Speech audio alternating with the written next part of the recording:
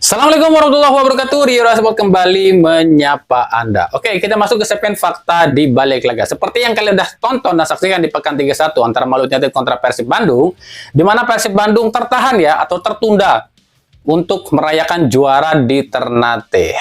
Berarti mereka harus bersabar atau pendukung Persib harus bersabar menunggu perayaan juara mungkin nanti di pekan 32 lawan Barito Putra di Bandung. Nah, kita akan coba gali, kita akan coba bedah, coba bahas, dan cari tahu apa sih penyebab Persib tertahan di laga ini, kenapa Persib nggak bisa merayakan juara di Ternate, atau gimana, dan ada kontroversi apa yang menyelimuti laga kali ini, siapa yang diuntungkan, apa Persib dan ataukah Maluku United.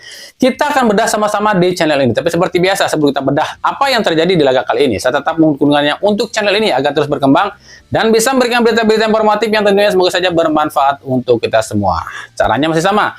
Cukup dengan klik subscribe, aktifkan juga notifikasi loncengnya, like, share, dan juga komen. Oke, inilah beberapa hal yang terjadi di laga antara Maluku United kontra Persib Bandung.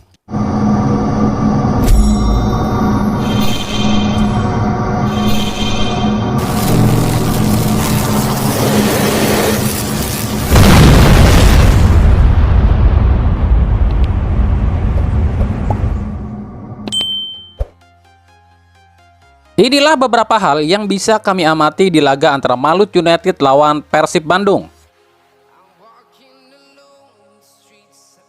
Wasit Agung Setiawan, wasit asal Tegal ini sudah tampil 11 kali di Liga 1 musim ini dan mengeluarkan 42 kartu kuning dan 4 kartu merah. Maluku United sendiri udah pernah 2 kali dipimpin oleh wasit ini, yakni saat menang 3-0 atas Borneo FC di pekan ke-22 dan menang 1-3 atas Persis Solo di pekan ke-28. Sementara Persib baru kali dipimpin oleh wasit asal Tegal ini. Tapi bukan wasit ini yang menjadi perhatian kami, tapi adalah wasit VAR, yakni Tommy Manggopa. Ada apa ini kok LIB menunjuk Tommy Manggopa sebagai wasit VAR?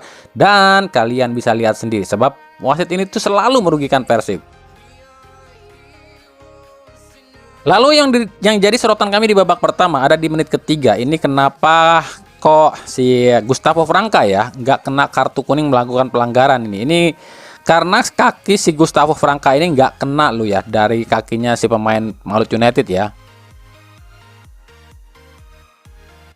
Lalu yang jadi perhatian kami di babak pertama adalah ada di menit 36. Peluang 99% gol dari Rian Kurnia ya. Nah, kami bilang kenapa nih Hodak nih selalu masang Rian Kurnia? Padahal ya kalau memang butuh striker kan ada Dimas Derajat di situ. Kan terbukti kan insting itu berbicara, beda posisi. Rian Kurnia itu bukan striker tapi dia winger. Beda posisi dengan striker lo ya. Di sini kalian bisa, di sini dia Hodak bisa ngeliat sendiri. Insting striker itu nggak bisa disamakan dengan insting winger lo ya.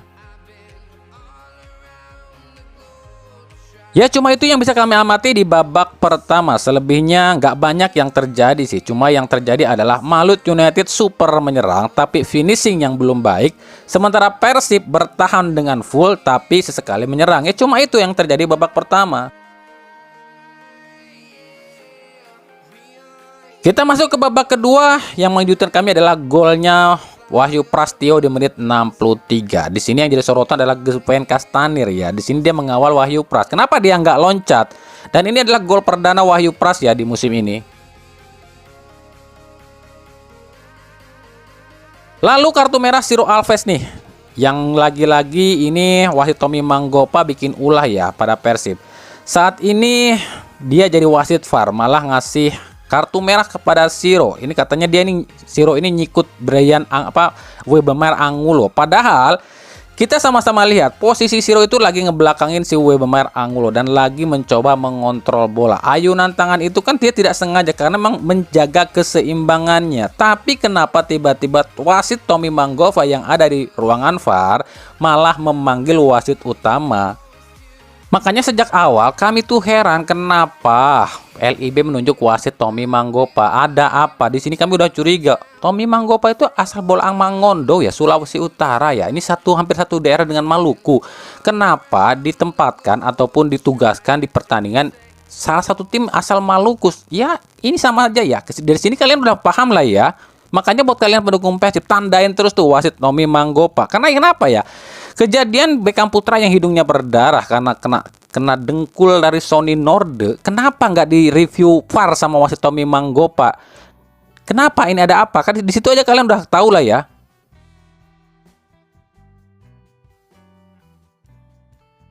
Kemenangan versus kekalahan. Ini kemenangan ke-14 Malut United musim ini. Sekaligus juga 14 kali beruntun ya. Malut United ini belum pernah terkalahkan atau unbeaten 14 kali. Nah, 2 kali lagi bisa nyamain unbeatennya Persib nih musim ini nih.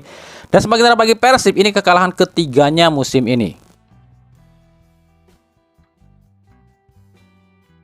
Oke, kita bahas secara tuntas aja deh. Apa yang kami bilang terbuktikan, penguasa liga itu nggak akan biarin loh liga musim ini tuh nggak rame lagi. Ya kalau Persib menang di laga ini dan juara, otomatis 3 laga sisa nggak akan rame sebab udah ketahuan juaranya. Dan terbuktikan apa yang kami analisa.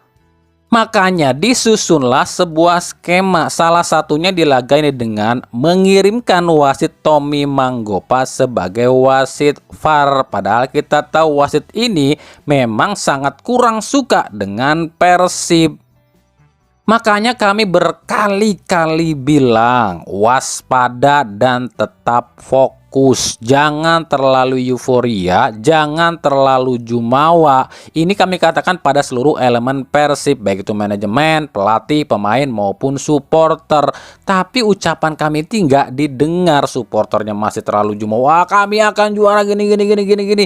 Ya betul memang akan juara, tapi di laga ini kalian bisa lihat sendiri kan, padahal yang kami ucapkan di prediksi, padahal apa yang kami sampaikan itu melalui info yang kami dapat dari atas, settingannya seperti itu. Tapi kalian nggak pernah percaya, ya udah nikmatin aja, sekarang kan terbukti kan.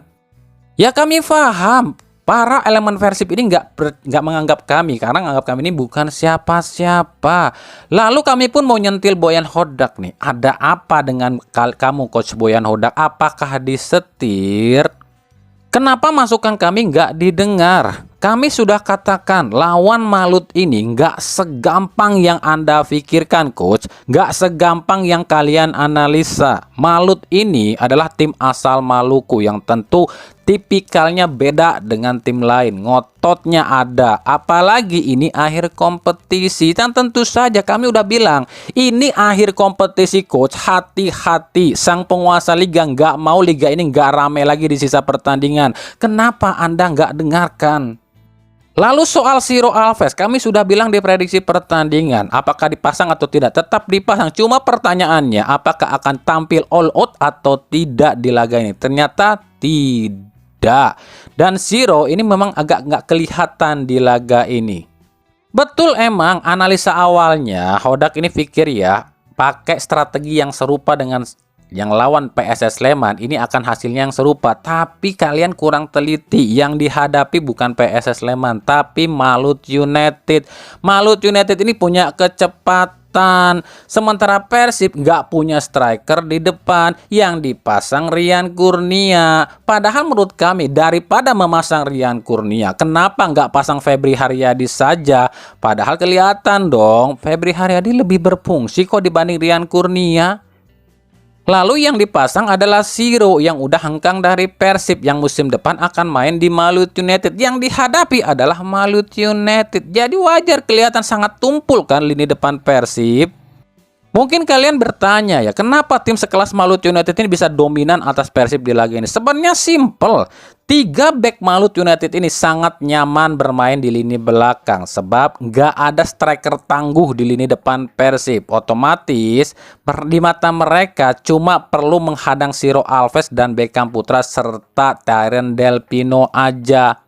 Andai saja Hodak ini memasang Castaner deh sejak babak pertama. Meskipun Castaner ini nggak bagus, tapi paling tidak kehadiran Castaner ini akan bisa memecah konsentrasi 3 back tengah Malut United. Lah sekarang mau gimana? Ciro lawannya Wahyu Pras. Wahyu Pras ini nggak punya kecepatan loh ya, tapi punya kekuatan dan stamina yang luar biasa. Sementara Ciro di sini mainnya nggak 100%. Di sisi sebelahnya Beckham Putra harus berhadapan dengan Yance Sayuri yang punya kecepatan dan nafas kuda.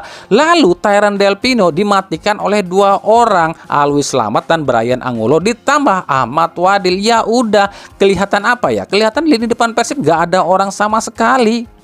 Ya kalau strategi ini dipasang lawan Malut United, ya Liga 3 center back Malut United ini tinggalin ngopi juga, ya udahlah, tinggalin ngopi aja juga. Rian Kurnia mah nggak bakal bisa ngapa-ngapa. Coba kalau ada satu striker yang bisa bilangnya agak berbahaya gitu, mungkin ini akan memecah konsentrasi mereka. Sesimpel itu sebenarnya. Tapi ya sudahlah ya, kita sama-sama tahu lah liga ini adalah liga settingan. Yang mungkin aja Persib pun sudah disetting agar nanti juaranya di Bandung. Iya, kalau lawan Barito menang, kan kami sudah bilang, kalau settingannya di 4 laga sisa Persib di setting kalah semua gimana? Kan gagal juara, tapi kalian nggak pernah mikir ke situ kan? Kan secara logika gini deh, kalau memang Hodak ingin mengunci juara di Maluku ini atau di Ternate ini ya, kenapa nggak dari awal menginstruksikan full menyerang? Kenapa dari awal sudah bertahan? Kan ini jadi pertanyaan yang sangat oke. Mungkin mempertahankan, ya siapa tahu nanti Persebayanya imbang, kita imbang pun di sini kita udah juara. Gak bisa seperti itu di Liga Konoha, Boyan Hodak. Di Liga Konoha itu full settingan. Anda gak bisa menunggu tim lain untuk membantu Anda. Dan ini terbukti kan? Ya memang betul, andai Persib imbang di laga ini dan Persebaya imbang di laga nanti hari besok ya, otomatis Persib juara. Tapi dengan kekalahan ini, otomatis Persib harus mati-matian menang nanti lawan Barito Putra di kandang. Dan ini nggak mudah. Kenapa demikian? Barito Putra saat ini ada di zona kuning. Dan tim ini dimiliki oleh Esko PSSI. Otomatis nggak mau dong Barito Putra terdegradasi. Sebab settingannya bukan Barito yang terdegradasi. Bagaimana kalau di dalam laga selanjutnya pekan 32 Barito di setting menang dan Persib di setting kalah, apa nggak ngenes tuh?